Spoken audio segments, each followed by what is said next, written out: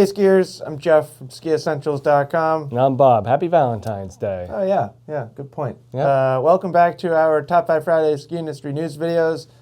It's been a while since I've been here. I missed, what, 3? 2? I don't know. At least two. At least 2. Thank you to Matt for filling in for me. Apologies to all of you if I just all of a sudden forget what to do. It'll be fine. What do I do now? Housekeeping? I'm just kidding. So yeah, before we get into the news, just a few things to talk about. Kind of the big thing is we've got some new price drops on the website. So I don't know if you've been a ski buyer for a number of years, then you probably already know this. But around this time in the season is when you start to see price breaks on kind of current year skis. With the exception of skis that like fully carry over to next year, to 2026. So as of today, you'll see discounts on 2025 Head and also Black Crow's skis. So that's kind of exciting. Yeah, and if anyone's been on the fence, like this is a good time to put your leg over and jump. Yeah, great time to buy. And we've still got like pretty good inventory of both of those brands too. So you should be able to find every length and whatever ski that you're looking for. We also have, I believe, Solomon Nordic equipment is in this first kind of round of price drops. So take a look and then just keep your eyes out because over the next couple weeks, we'll have a lot more of those. Yeah. So yeah, an exciting time if you're looking to buy some skis. And then we've had a busy week here in Stowe, Bob. Put out a couple videos and articles. We've been down in Waterville for most of the week, although we were back here in Stowe yesterday and had a great day. Yeah. Super fun. And today. Yeah, Super fun. and today too. So on, let's see if I can get the days right. I believe it was on Wednesday, we put out the Arcade 94 video. Really exciting new ski. I was like a little bit, not like nervous, but I was interested in what that ski would be because the performance kind of progression from 84 to 88 was pretty significant. And I felt like if they had gone in like a linear performance progression, that would have been a mistake. Would have made the 94 like very stiff. Yeah. And they didn't. So the 94 is intended to be a little bit softer, a little bit more playful, and I think that was the right move. Yeah. I mean, we had a blast on it. Yeah, super fun. Yeah. And you can still ski it really, really hard, too. It still has the carving chops. And then yesterday we put out a video about the Unleashed 98 CA, which is basically an Unleashed 98 without any metal. And we've been talking about it through this lens, and I've already seen some comments and questions bringing it up. Feels a lot like the Soul Rider 97. Yeah. As a ski that both you and I absolutely loved and owned. So. Yep. Yeah. Very excited about that one too. Yeah, and $5.99, a great price there. And then this wasn't like a full article or video or anything, but we had another just great morning on the new 2026 QSTs today. You were skiing the 94, I was skiing a 100 that I just mounted up yesterday, and then Matt was on the blank. Yeah.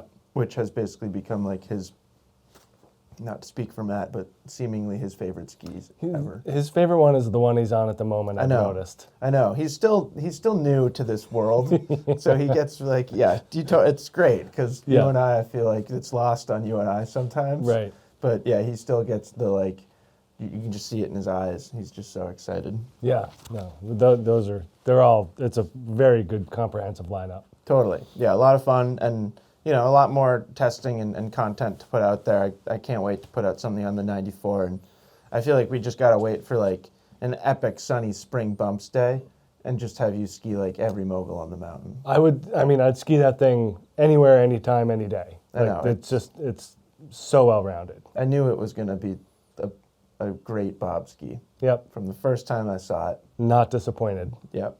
And that's all I got. Do you have anything else before we talk about news? I don't think so. So getting right into it, we've got some FIS updates. Obviously, the World Championships are still going on. It's a pretty long event, full 2-week long event. There were 7 races in the last 7 days, and we are not going to talk about all 7 because I want to get home before midnight. Just kind of to pull some highlights out, the women's combined event made its debut as a new race format, and I think it's safe to say it was very successful. Michaela Schifrin and Breezy Johnson took the win by 0.39 seconds, and then Lauren Masuga and Paula Moltzen were just off the podium in 4th. Would have loved to see two U.S. teams up there on the podium. Yeah. I also thought it was cool how they kind of determined how the teams would work. Through brand sponsorships? They just went by brand sponsorships. Pretty awesome. Yeah, I think it's totally awesome. I really like that. And then if you've been following along, of course, Breezy Johnson made headlines earlier in the week by winning the downhill, which was her first ever World Championship win. Just really, really cool to see. And then obviously now she's got 2. So hugely successful World Championships for Breezy Johnson. I've noticed that the more often we say someone's name on this show, the sooner and more likely they are to win an event. So I don't want to take full credit, but maybe some. Yeah. I mean, I got a lot of money on Bob St. Pierre in the next World Cup mogul. So we'll see if that works out. And then just yesterday, Paula Moltzen picked up a 3rd in giant slalom. Sweet. And, I feel like we say their names because they're skiing really well. I know. Skiing really well. Anyways, almost wrapping up the World Championships. We've got slalom this weekend, and then everything will be all said and done. So looking forward to watching those races. And then second topic of the week, kind of staying in a competition format here. We had the 7th annual Kings and Queens of Corbet's. Bob, did you get to watch any of this? I just see the highlights as they pop up on the internet, and that's plenty for me. I basically watched all 4 hours straight. Yeah. I don't remember exactly what else I was doing. It was kind of one of those perfect situations where both my wife and I were home, and we were kind of just milling around the house and just had it on in the background the whole time. So I didn't catch every single run, but definitely most of it, and it was an awesome event. That drop is crazy, and I feel like each year they just go a little bit bigger and a little bit bigger. And then, I don't know if it's because I'm older and my knees hurt more, but every year that I watch it, the landing looks flatter and flatter.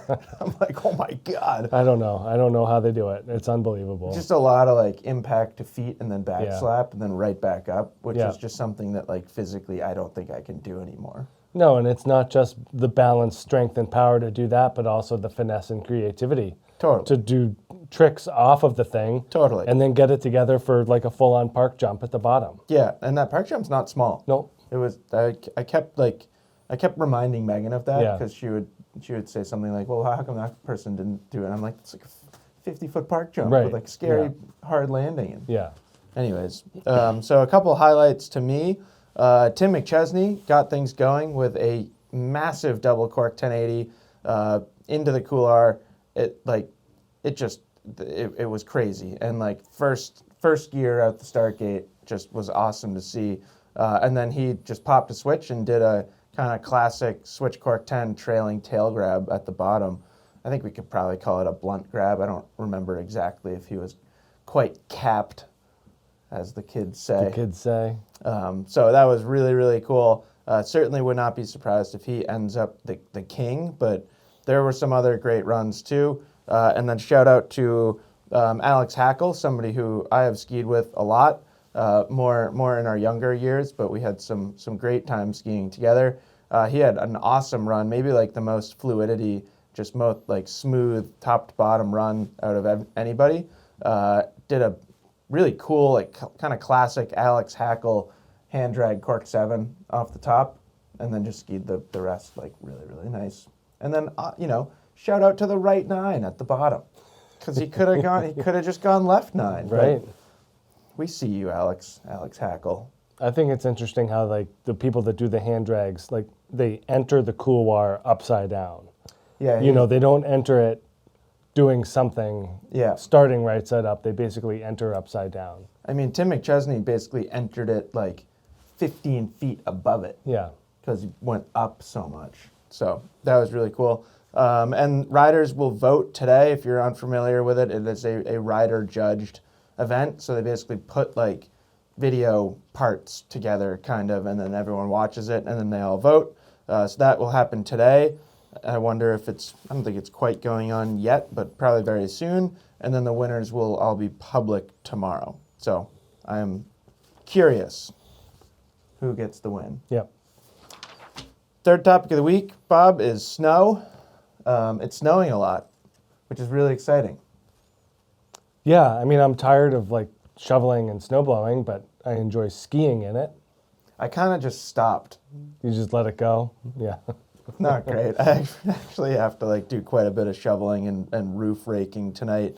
But anyways, so here in Stowe, we're having an incredible season. We were just looking at some statistics, and by the numbers right now, like if you're looking at snowfall up to today, or rather depth at our snow stake, which is at what, 3,300 feet? 3,600 feet? I always forget exactly. Yeah, I don't know. In between 33 and 36, we'll say it that. This is the 6th best snow season since 1954. So, yeah, it's pretty good. 70 years, 71 years, whatever that is. So, yeah, really, really cool to see. There's currently 84 inches at that snow stake that I was referring to. That was measured yesterday officially, so they haven't updated it today yet. It could be updated like right now, who knows. I would guess that it's at like 87, 88 because it kept snowing yesterday. And blowing, and I mean, that kind of... Yeah, exactly. It could be kind of wind loaded up where that spot is today. And we've got a great storm on the way. Forecasts are still going up and down a little bit, but very easily could hit 100 inches at that snow stake by Sunday night, which is awesome. Like, we often hit that in March. I mean, March or April. We often don't hit it. Right. But generally, if we do hit 100 inches, it's in March. So, yeah, so far so good. Yep. Very exciting. And then it's not just snowy here in Stowe. Mount Bachelor is expecting 30 inches this weekend. Timberline expecting 36. Heavenly is forecasted for 36 inches through Monday. A whopping 42 for Mammoth. As somebody who lived in Mammoth, I know like those Mammoth storms can be crazy. Yeah, they're gnarly. It just drops so much snow so fast, just buries everything. And then Park City is supposed to get 20 inches. Alta is supposed to get 30 inches. Jackson Hole, 34. Aspen and Crested Butte, 24 inches. It kind of makes our little, maybe foot storm feel a little small. Yeah, but still. Yeah. We got a great thing going here in Stowe right now, and our storm, I think, could easily be 15. They have bigger rocks to cover out there. That's what I always say. Like much bigger. Our rocks are nice and friendly around here. They're old. Yeah. Our rocks are older and friendlier. Yeah. They don't need to, like, grab you and just, There's nothing violent or aggressive about our rocks. They're smooth and nice. Covered in moss, and they let you just Yeah. flow right over them. Yeah. I hit one today, and it was great. Yeah. Super fun. So, I don't know. It's been a great ski season. I'm sure that's not news to anybody, but hope wherever you live, you're getting out and enjoying the snow. And then fourth topic of the week, I thought this one was pretty cool, Bob. At 52 years old, Kasai Noriaki is set to compete in his 569th World Cup event this weekend. He is a Japanese ski jumper. They are going to be in Sapporo, which happens to be the site of his first World Cup event 37 years ago. Which would put him at? Why you got to do that to me? 15? 15 years old. The first World Cup jumping event. 15, and now he's 52. That's amazing. It's a great career, too. Yeah. He got a silver in the Lillehammer Olympics, and then 20 years later, he took a bronze at the Olympics. I mean, there's something to be said for career longevity. Yeah, what's up, pretty Sean? sweet. What's up, Sean White? I don't think he had a 20-year span. I don't remember. I think it was 16. Can't remember. That's awesome. One more stat for Kasai. He has 63 World Cup individual podiums. Would love to see that become 64. Yeah, and what's his goal? Like 600 World Cup events or something like that? I don't know. I didn't write that down. Yeah, I don't know. I just saw that. Thought that was, I mean, that's a huge number. Yeah. Yeah. And, like, truly, that's, like, your entire professional career. Right. Like, he can just retire when he's done and just be done. No, like, going to work at a ski shop or something. But I wonder what it'll do. Probably go work at a ski shop. And then lastly, we've got our edits of the week. So we've got four good edits. First is Lo and Behold from Monster Energy and Henrik Harlow. Always entertaining to watch Henrik's skiing and also his creativity in the films that he puts together. And then we've got Hokkaido Dreams from Thermic. Always makes me jealous. It seems like that video is what I consider most people to be like, this is ideal skiing. Yeah. Terrain, snow, Yeah. everything. I know. I just want to go do it. Right. Yeah. And then we've got Return of the Turn, How It's Made with our friends from Blizzard Skis and specifically Marcus Caston. This one kind of tours both their boot factory in Italy as well as their ski factory in Mittersill, which I toured as well back last spring with Marcus Caston. So that one kind of hit home for me. Our esteemed colleague Matt was asking if that was filmed while I was there, and it was not. I like the boot one. Yeah, the boot's really cool. I'm fascinated by the boot construction. Yeah, and I when I was in France with Solomon, and a lot of this I still have to share and will be sharing it soon. It's not their boot factory, but a lot of their boot, or all of their boot development happens there. Yeah. And that was one of my first times, like really getting to see all the nitty-gritty details and all the steps of boots. Yep. I've always like known the steps, but getting to see it firsthand is really cool. Yeah. So yeah, I agree. And then last edit of the week is the Norwegian Mafia, the skiers who brought style to Aspen. And this is just awesome. Like, I love the look back at this era. Just looked like so much fun. It must have been awesome. Yeah.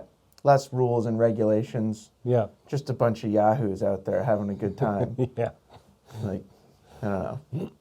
And made a life of it. Yeah. You know, that they're 50 They're all- years after. It seems like most of them are all still living in Aspen. They haven't missed a beat. Skiing a ton. Yeah. And still having a great time. So that's it. Great week for edits. Bob, you got anything else? Nope. That's it. Okay. So take advantage of those price drops if you're interested in either head or black crows. Stay tuned for more. And then I don't remember exactly what's coming for content or videos next week, but There'll be something. I can guarantee there will be something, and it'll probably be really fun. So anyways, hope everyone has a great weekend, and we'll talk to you next week. Bye.